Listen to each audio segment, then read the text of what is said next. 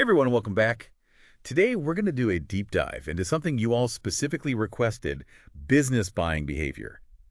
You wanted to know how those big purchasing decisions happen in companies and is it really just about getting the cheapest stuff?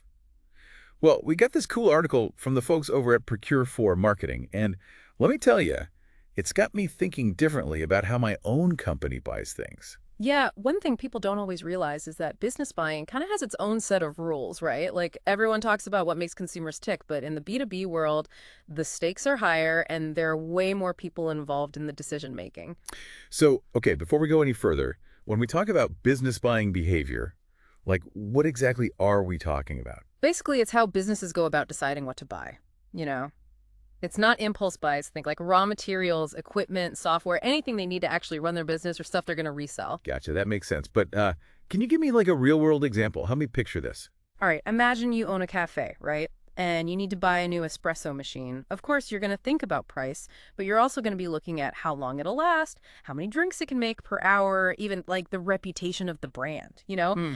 It's all strategic, tied to your business goals. Okay, yeah, that's way more thought out than how I shop for groceries. So this article lays out 7 stages that most businesses go through when they're making these buying decisions. So where does it all start? It all begins with recognizing a need. Might sound obvious, but it's not just like, oh, we're low on paper clips. It could be anything. Technology getting outdated, new laws they gotta follow, even a competitor doing something awesome that forces their hand. Oh, I see. So if a factory realizes their equipment is slowing them down, making them miss deadlines, that's a need in this B2B sense, something they got to fix by buying something new. Exactly. That kicks off the whole process. Then they'll start researching, looking for solutions and suppliers. And this is where it gets interesting. It's not just a race to the bottom for the cheapest option. Wait, so does that mean sometimes they're willing to pay a little more if it means having a long-term relationship with the supplier?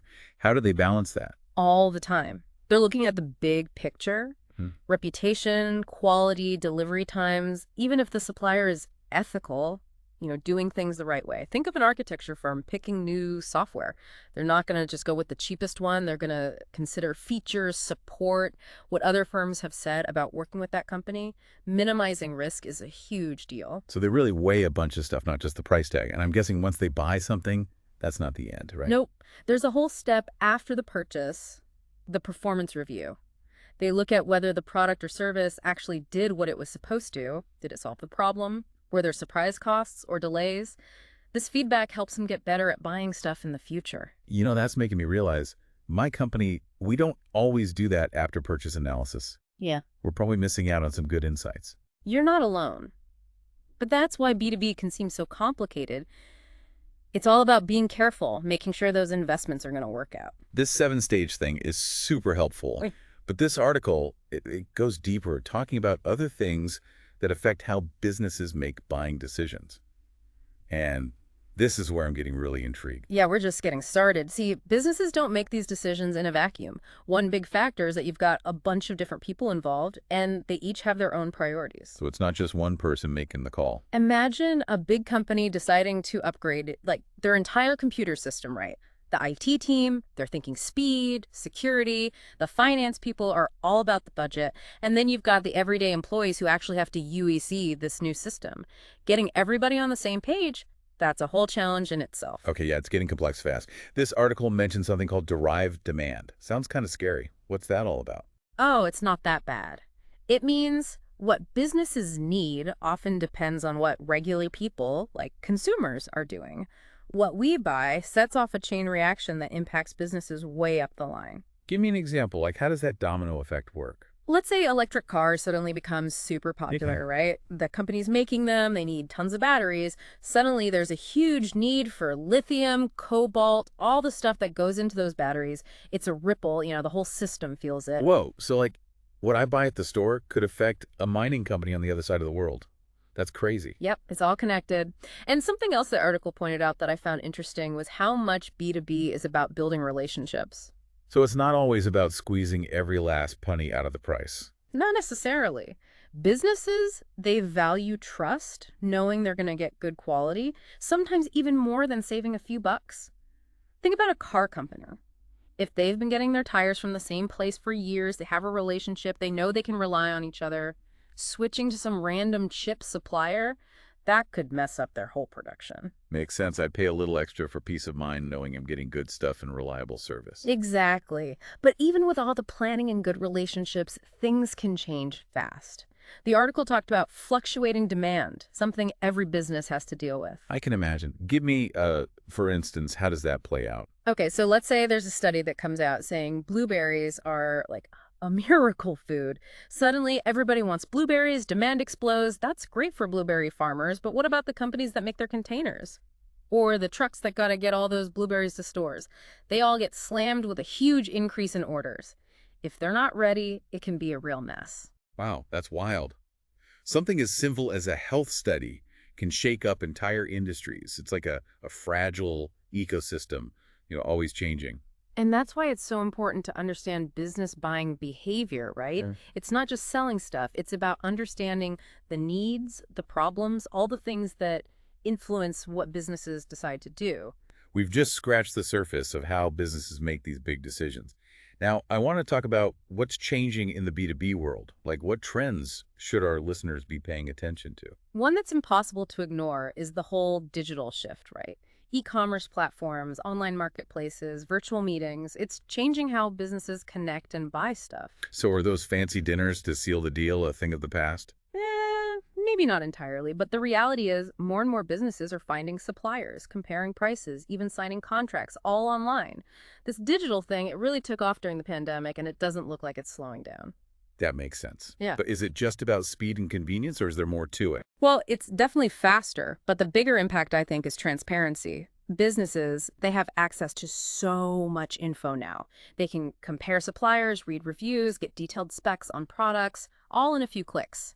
It gives them more power to make good decisions and maybe even negotiate better deals. So it's kind of shifting the balance, giving buyers more control. Exactly. But it's not just buyers. Digital platforms are also opening doors for suppliers.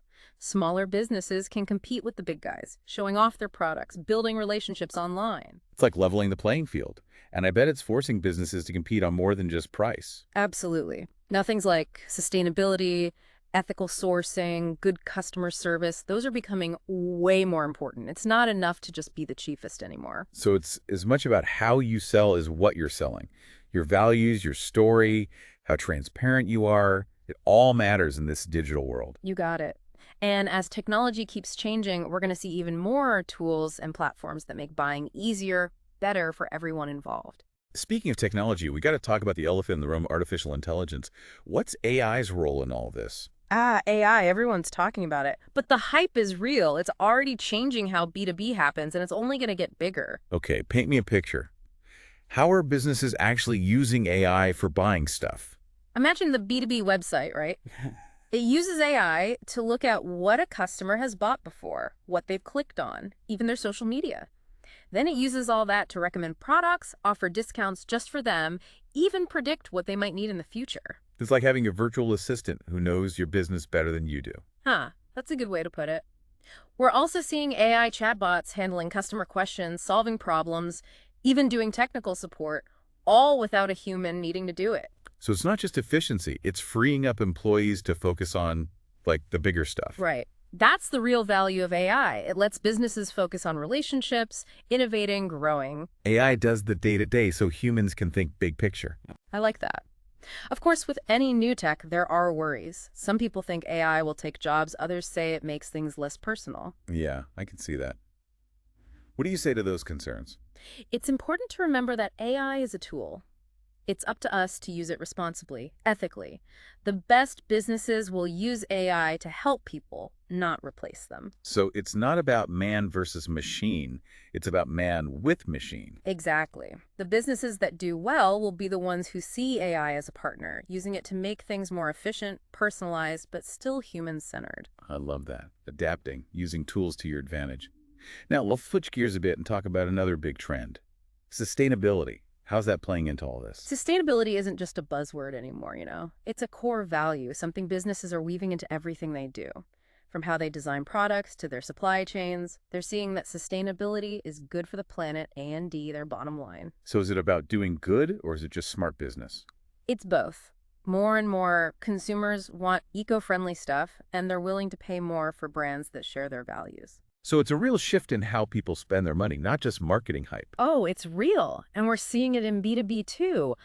Businesses are looking closely at their suppliers, demanding to know about their environmental and social practices. Can you give me an example? How does it actually work? Think of a clothing company that wants to use organic cotton and reduce their carbon footprint, right? They're not going to buy fabric from just anyone. They're going to check out their suppliers really carefully, make sure they meet high standards, both environmental and social.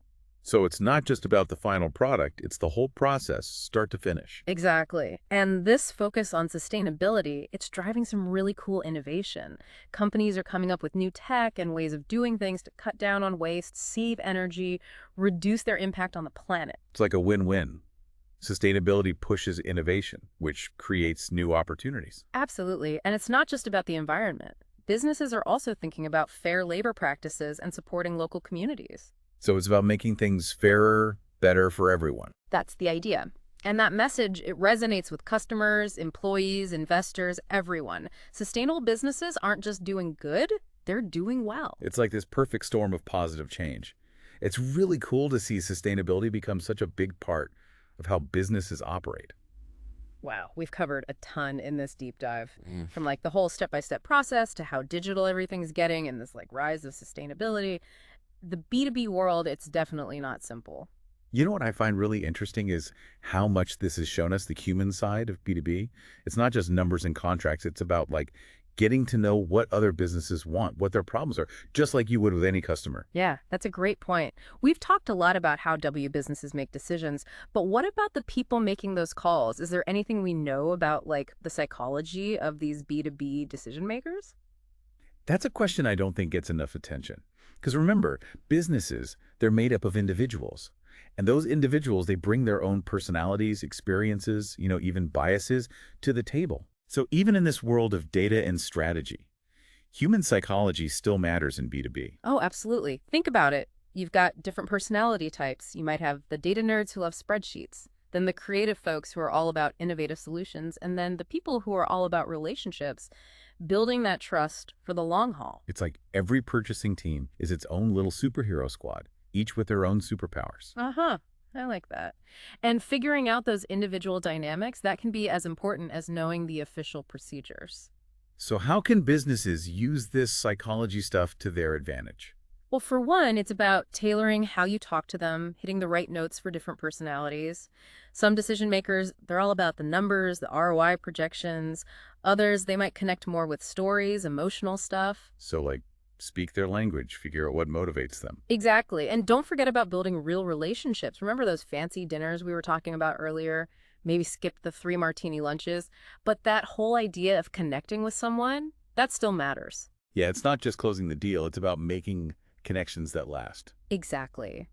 Those relationships, they're built on trust, respect, and really getting each other's needs and goals. It feels like we've come full circle, from those 7 steps of how businesses buy stuff to all these little things about human psychology. We've really explored like all the different angles of business buying behavior. And the cool thing is, this whole field is constantly evolving.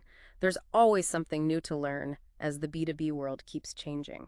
So for our listeners who've been with us through all this, what's the next step for them in like their journey to understanding business buying behavior? I'd say the biggest thing is to approach it as an ongoing learning process. Stay curious, ask questions, and be willing to rethink what you thought you knew. And maybe even like grab a virtual coffee with someone on the other side of a deal.